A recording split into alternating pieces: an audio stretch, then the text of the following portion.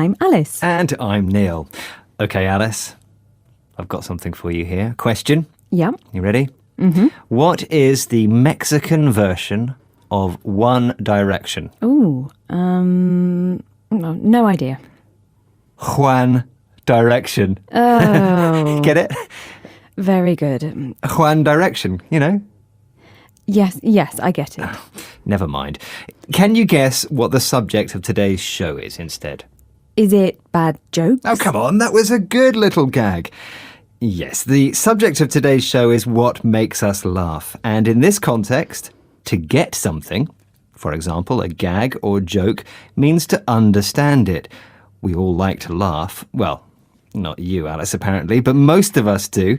It's good for our health. It reduces stress and releases feel-good hormones in the body. Okay, thank you, Neil. But how about answering today's quiz question? Which Greek word means the study of laughter and its effects on the body? Is it A, rhisology, B, gelotology, or C, comology? That's difficult. And I'm going to say C, comology, because it's got sort of the word comedy in it, you see. Oh, very good. Okay, well, we'll find out later if you're right. Now, did you know we rarely laugh when we're on our own? Laughter is a social thing that we generally like to share with other people. Really? I laugh when I'm watching cartoons on my own, don't you, Alice? No, Neil, I don't. Anyway, some researchers believe that the purpose of laughter is related to the way we bond with each other. And the more we laugh, the more we bond as a group. Interesting idea. It could explain why stand-up comedy, where a comedian performs in front of and talks directly to their audience, is very popular entertainment. But what does it take to keep your audience laughing? Let's listen to Steve Byrne, a successful US comedian, talking about this. The one single thing an aspiring comedian should do is to write, and talk about the things that make them laugh. Selfish. It's time to be selfish, time to be a little narcissistic. What is it that makes you laugh? Because that will get you closer to finding your voice, because ultimately that's why people will come see you. So, comedians need to be selfish and narcissistic. That sounds pretty negative. Yes, it does. Narcissistic means being too interested in yourself, for example, your appearance or other personal qualities. And aspiring means wanting to be successful in your chosen career. And what does Steve mean when he says comedians need to find their voice? Well, he means they need to talk about what they think in a way that's unique, meaning unusual or special to them. OK, let's listen to Steve again, talking about turning 40 and what he finds funny about that. When you turn 40, you will hear this in your life, and hopefully you'll hear it the rest of your life. You look good for 40. You look good for 52. You look great for 63.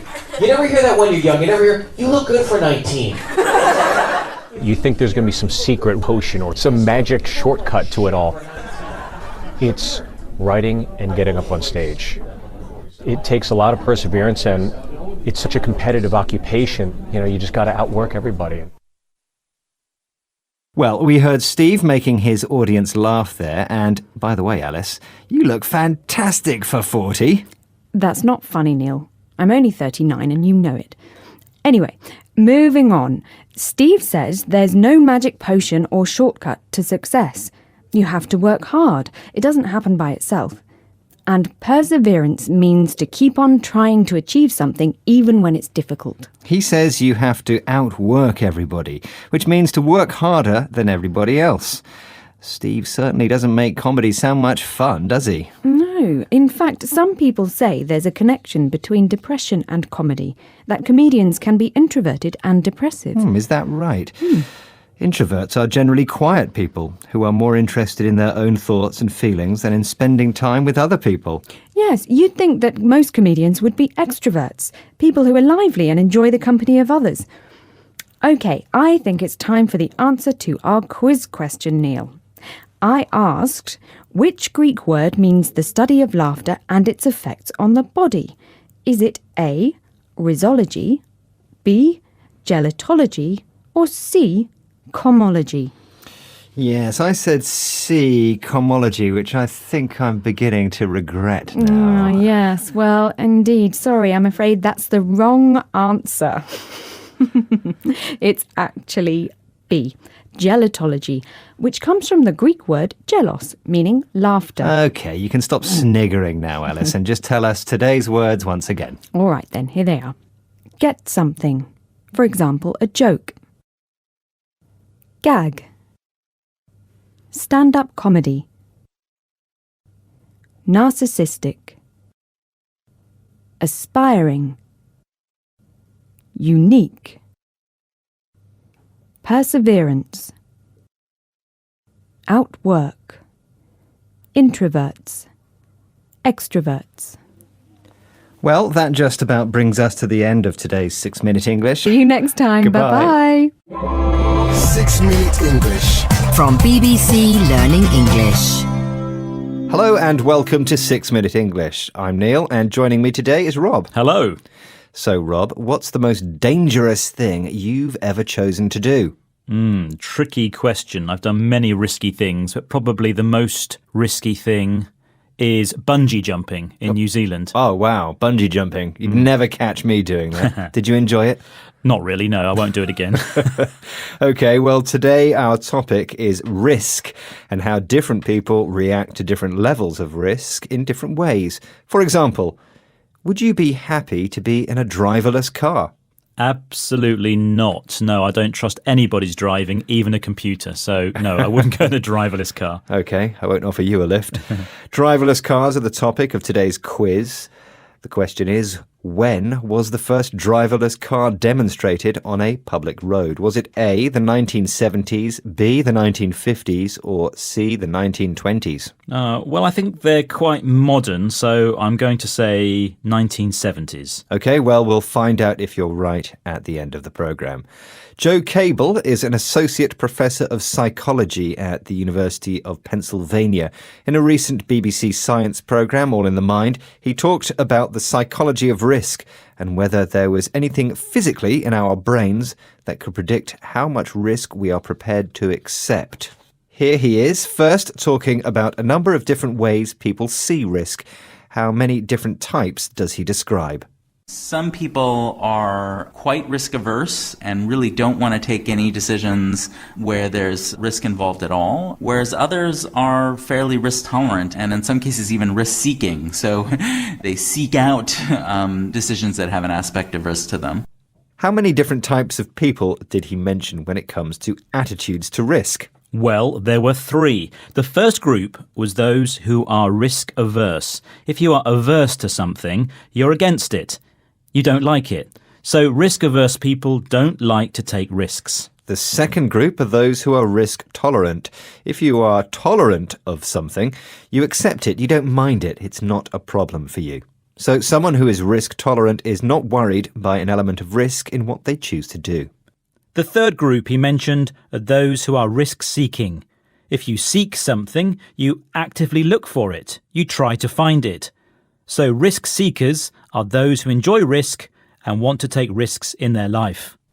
Associate Professor Cable carried out research on risk-taking and discovered that there were differences in brain structure and the way parts of the brain work together between those who are risk-averse and those who are risk-tolerant or risk-seekers. So it seems as if this is something that could be measured. You could put someone in a brain scanner and tell if they like risk or not. I wonder how useful that would be, though. Is there any practical application for this knowledge? Good question, and one that was put to Cable. What area does he say this could be applied to? Definitely something that I can see coming out of this is using these associations to help develop better assessments of who's likely to take risks versus not. This is exactly the thing that financial advisors want to assess when you come to them and say, I want to put my money away for retirement. Exactly the aspect of your personality that they want to know is what's your tolerance for taking risk. In which area does he say knowledge of someone's attitude to risk might be useful?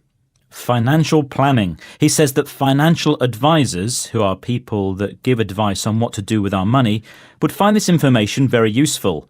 It would help them to assess what to do with your money, which means it would help them to decide to make an intelligent decision about your money in certain situations. For example, if you're planning for your retirement, retirement is the time when you are able to or you have to stop working. He also used an interesting expression there, to put your money away, which means save your money, put it somewhere where you can't spend it and where it can grow. You know, I think my financial planner could just ask me about how I feel about risk rather than giving me a brain scan. I heard brain scans can be risky. Not sure that's true, but anyway, what is true is the answer to this week's quiz question. I asked you when the first driverless car was demonstrated on a public road. The options were A, the 1970s, B, the 1950s, and C, the 1920s. What did you say, Rob? I said the 1970s. And you were wrong, I'm afraid. Apparently it was the 1920s, so a long time ago. Well done if you got that right. Now, before we drive off into the sunset, let's recap today's vocabulary. Yes, right. First, we had 3 words describing different attitudes to risk. There was risk-averse for people who don't like risk. People who don't mind risk are risk-tolerant. And people who like risk and want risk are risk-seekers. Next, we had the verb to assess. This means to make a judgment or a decision based on information. A phrase meaning to save money is to put money away. And finally, we had retirement. That time of life when you are too old to work anymore, or you have enough money that you don't need to work anymore. Are you looking forward to your retirement, Rob? Oh, cheeky. I'm neither old enough nor rich enough to even think about that, Neil. Same here. Well, that's all from us today. And you don't have to be a risk seeker to find us on Facebook, Twitter, Instagram and YouTube. And of course, on our website, bbclearningenglish.com. Thank you for joining us and goodbye. Bye-bye. 6 Minute English. From BBC Learning English.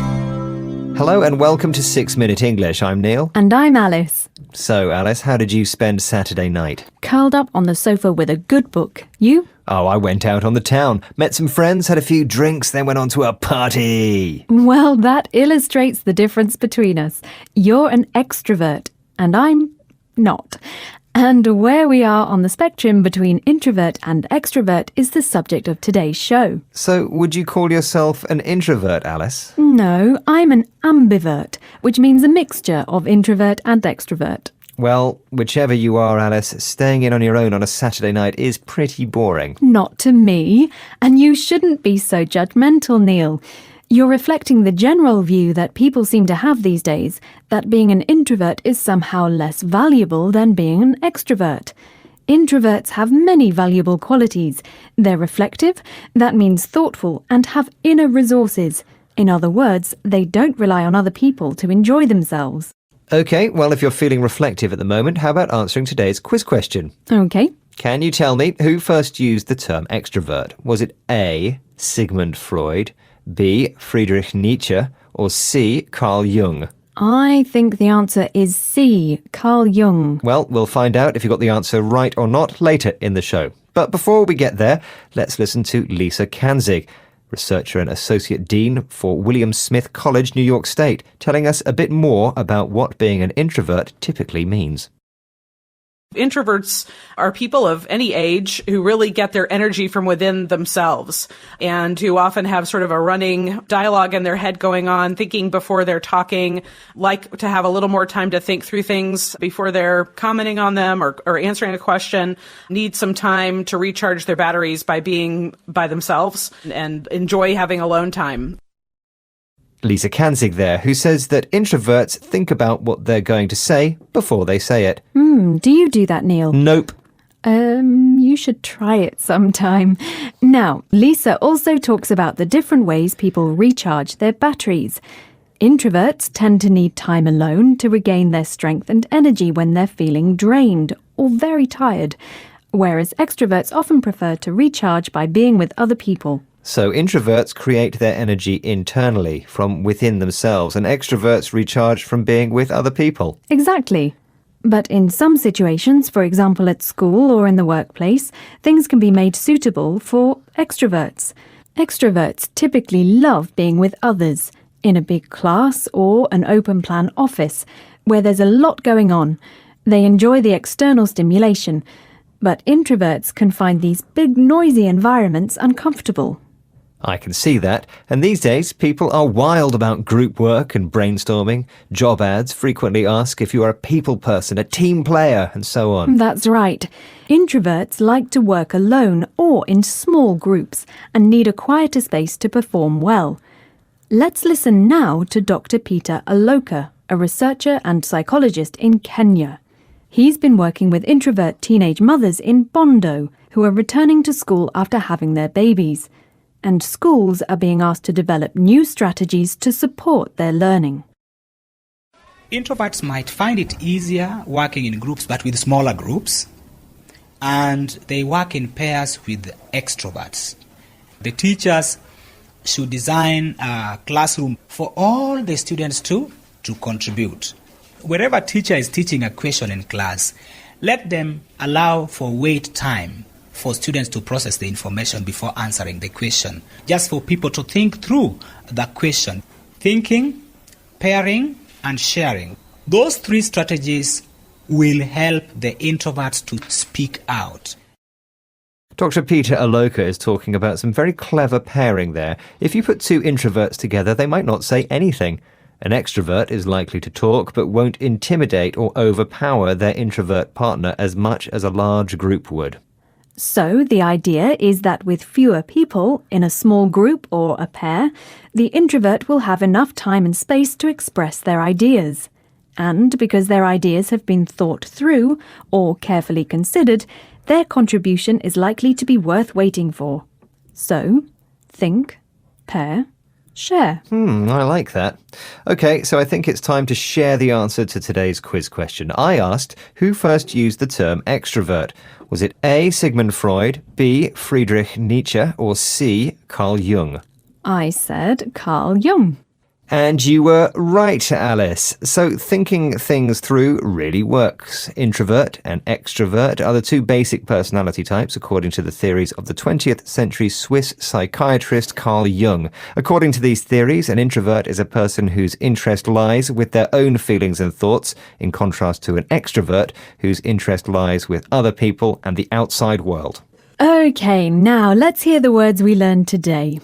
Ambivert, reflective, inner resources, recharge their batteries, drained, intimidate, thought through. Well, that's the end of this edition of 6 Minute English. Join us again soon. Meanwhile, visit our website, bbclearningenglish.com, where you'll find guides to grammar, exercises, videos and articles to read and improve your English. And we're on social media too. Make sure to visit our profiles on Facebook, Twitter, Instagram and YouTube. Goodbye. Goodbye. 6 Minute English. From BBC Learning English. Hello and welcome to 6 Minute English. I'm Sophie. And I'm Neil. How was your weekend, Neil? Well, not great. I hadn't got anything planned, so I didn't see anyone for 2 days. And to be honest, I felt very lonely. There was a real physical feeling in the pit of my stomach. Oh, poor Neil. You do sound really down in the dumps, and that means unhappy.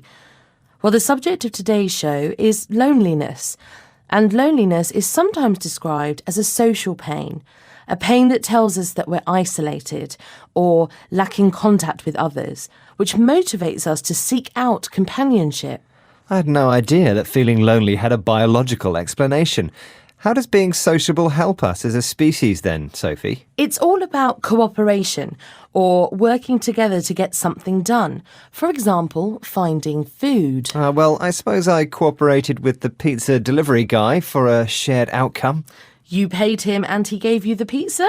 Exactly. But it wasn't a socially enriching experience. That's the bad thing about London. You can feel lonely even surrounded with people. It isn't easy to meet people you really like, so often you might as well just be on your own. Good point. And I have a question about cities and living alone, Neil, because it's on the rise. Which country has the highest proportion of people living on their own? Is it A, the US, B, Japan, or C, Sweden? Oh, well, I'm going to guess B, Japan. OK, we'll see if you got that right later on in the show. So, getting back to loneliness, The idea is that because it makes us feel bad, it motivates us to go out and meet people.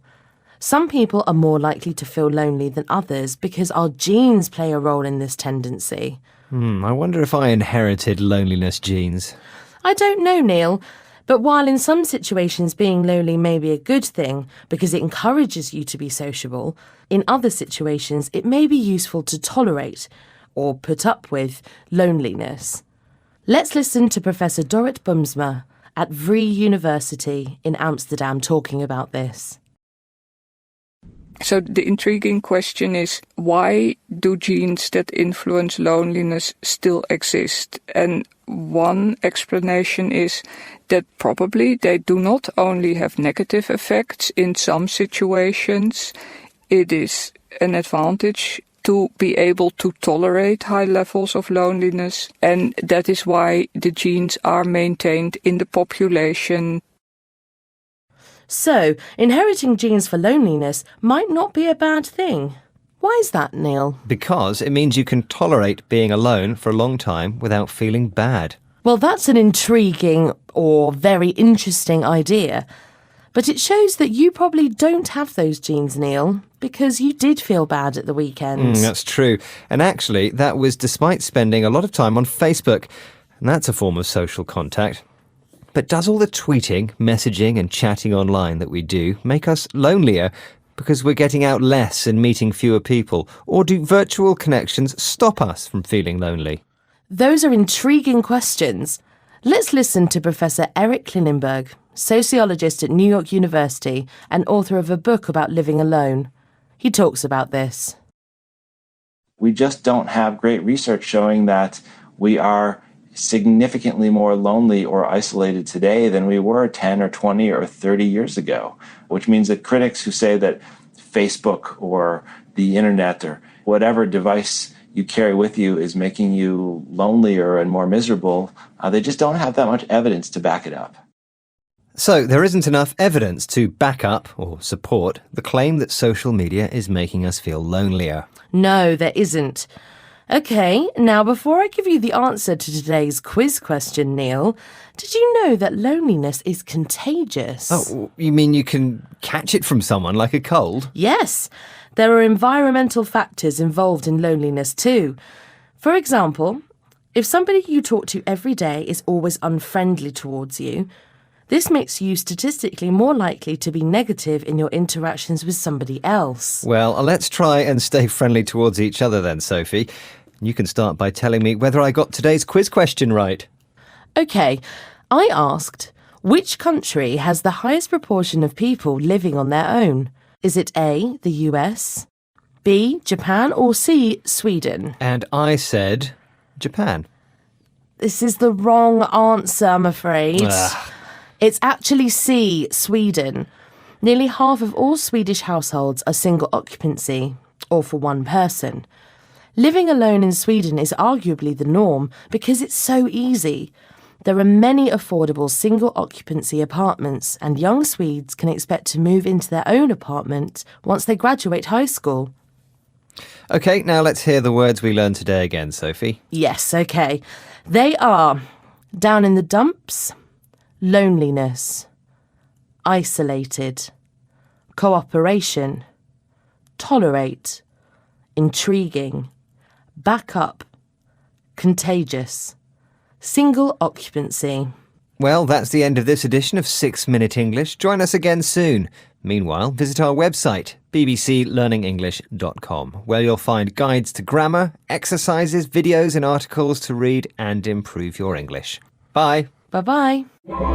6 Minute English. From BBC Learning English. Hello, this is 6 Minute English from BBC Learning English. I'm Neil. And I'm Georgie. Whether it's Cinderella, David and Goliath, or the Rocky movies, we all love an underdog story. The underdog in a situation is the person who seems least likely to win. Nevertheless, with some luck and plenty of hard work, the underdog sometimes ends up the winner. Sport is full of underdog stories. Minor teams and sports people who play with courage and end up beating the superstars and multi-million-pound clubs.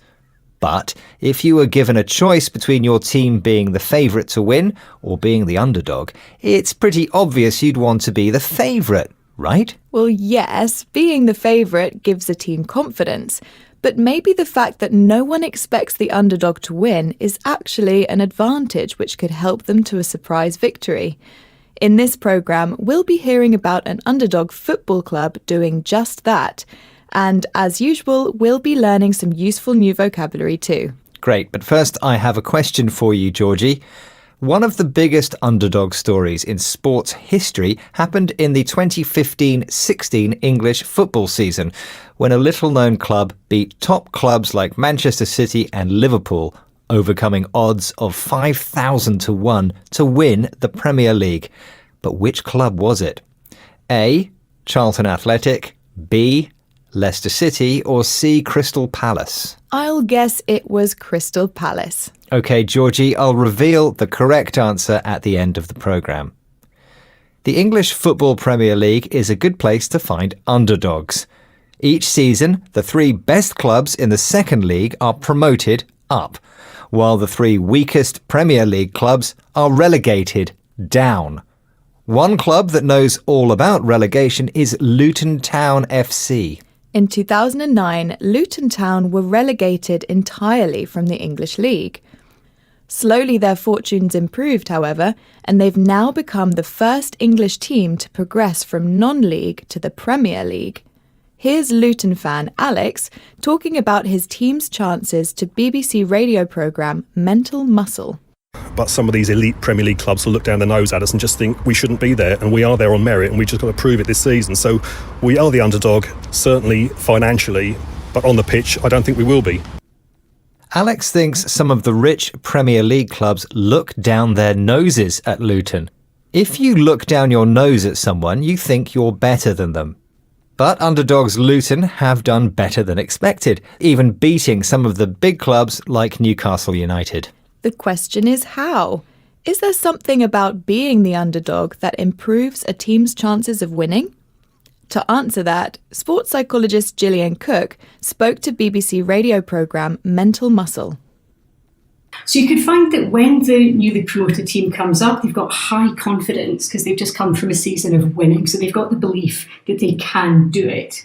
But on the flip side, it's just as important to look at the top dog's performance, who everyone expects them to win. They're playing the newly promoted team, so we might think of Man City, who might be about to come up against Luton Town. So what we can see from that is what in psychology literature is known as choking, and that's when pressure gets to an individual or a team and they underperform. Clubs newly promoted to the Premier League are used to winning and start the season confidently. On the flip side, they have to play much stronger teams than before. The phrase on the flip side is used to show the opposite, less positive side of something. Of course, it's not just the underdog playing, there are also top dogs, the most successful or powerful person or team. No one expects underdogs to win, and this gives them freedom to relax and play naturally. Top dogs, on the other hand, experience a lot of expectation, and this sometimes leads to choking, a sports term which describes the failure of a player to perform their best because of psychological pressure or social expectation. Choking causes teams and players to underperform, to perform worse than expected. It's also true that neutral fans, people watching a match when their team isn't playing, tend to support the underdog as well. In football, it's tough at the top. I think it's time to reveal the answer to your question, Neil. You asked me about the famous Premier League winning underdogs of the 2015-16 football season, and I guessed it was Crystal Palace. Which was the wrong answer, I'm afraid, Georgie. In fact, it was Leicester City, nicknamed the Foxes, who became the unexpected champions of the Premier League. OK, let's recap the vocabulary we've learned from this programme about the underdog. The person in a competition or situation who seems least likely to win. If you look down your nose at someone, you think you are superior to them. The phrase on the flip side is used to show the opposite, less positive or less popular side of something.